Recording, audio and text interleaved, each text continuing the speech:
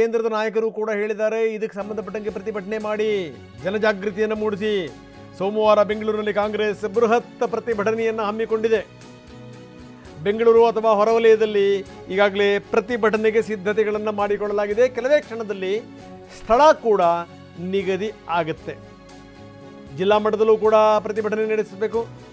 ಒಂದು ರಾಜ್ಯ ರಾಜಧಾನಿಯಲ್ಲಿ ಪ್ರತಿಭಟನೆ, ಬೆಂಗಳೂರಿನಲ್ಲಿ ಜಿಲ್ಲಾ ಕೇಂದ್ರಗಳಲ್ಲೂ ಕೂಡ ಪ್ರತಿಭಟನೆ.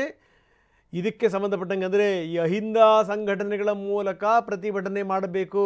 ನೋಡಿ, ಇದು ಗಮನಿಸಬೇಕಾದಂಥ ಸಂಗತಿ. ಎಲ್ಲೋ ಒಂದು ಕಡೆಗೆ ಇಲ್ಲಿ ಆ ಅಸ್ತ್ರವನ್ನು ಕೂಡ ಪ್ರಯೋಗಿಸಬೇಕು.